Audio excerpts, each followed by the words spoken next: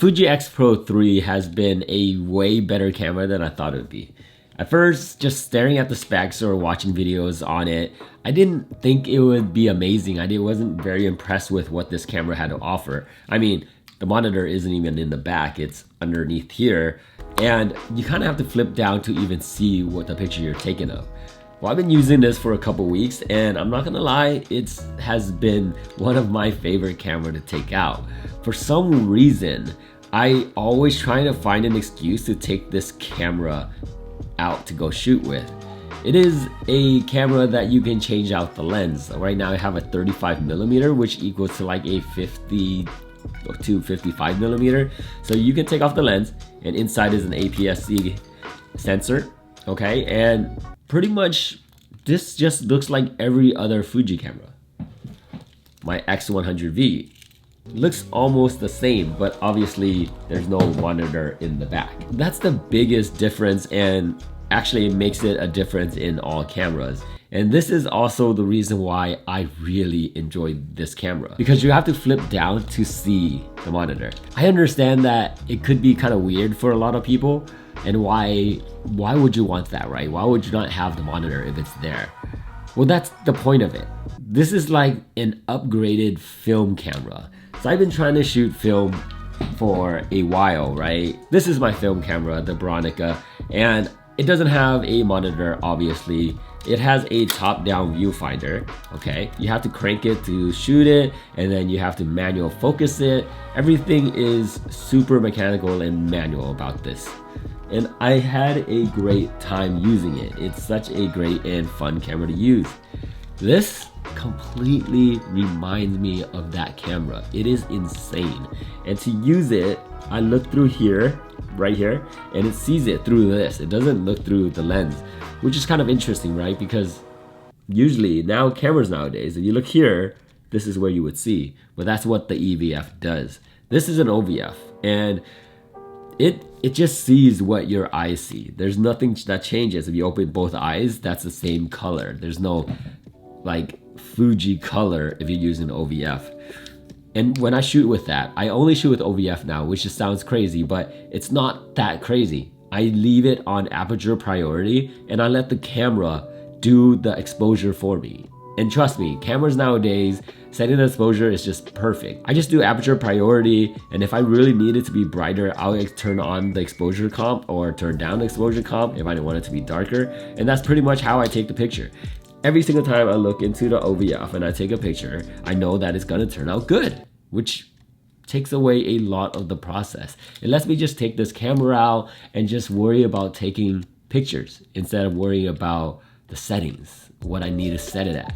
I just take this camera out and really enjoy it. The autofocus is amazing. The camera feels great in the hand. It's not super heavy at all. Actually, it's not even heavy at all. That Bronica was way heavier than this. This feels super light for being its size. I know the X100V is lighter, but I mean, this one looks way bigger too. And I like the fact that you can set these single, continuous, and manual focus just right here. They got a little nice joystick here if you really need to. And the OVF now on this camera isn't just a screen that you look through.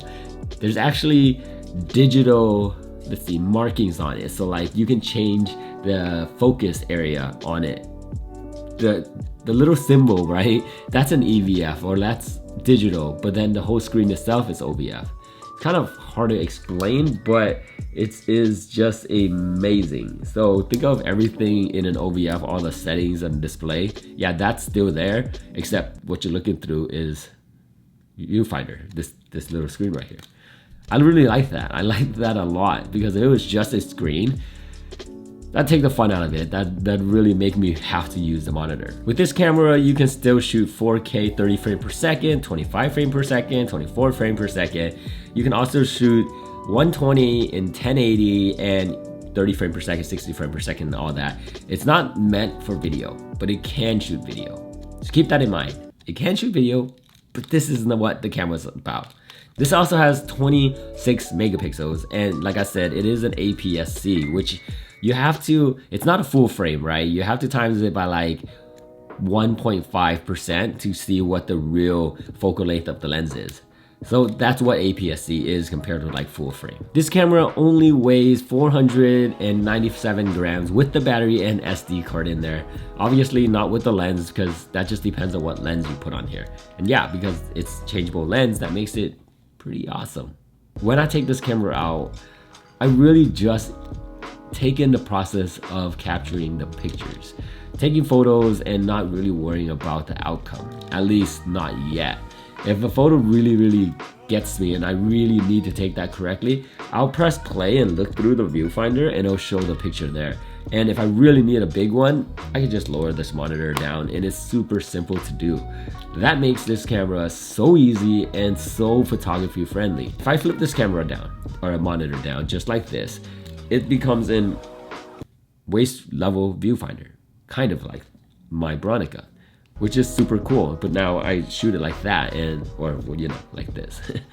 And it makes it really nice to use. So I was supposed to keep one of the two cameras, the X100V or this one, and after I got this one, I really just can't decide which one I'm going to keep. Honestly, right now, I just want to keep both of them because I don't want to regret getting rid of one and then be like, oh, I shouldn't have gotten rid of that. Because both of them has their own purpose. And this one doesn't replace my X100V, but my X100V doesn't replace this one, which is super crazy because they're so similar. But there's some things that are different about it, and it just cannot be replaced. I'll make a review video, a comparison video if you guys want. Just let me know in the comment below. But right now, the X Pro 3 will be in my bag. It has to be with me, and I really enjoy this camera. Let me know what you guys think in the comment below. If you guys like this camera or you guys don't even care for it. I'm curious what you guys think about the X Pro 3. Alright you guys, my name is Andy. Make sure you hit that like button because it does help out this channel. YouTube will start pushing my video out so you guys can know when I upload the next one. And make sure you subscribe too. I'll catch you guys in the next one. Later.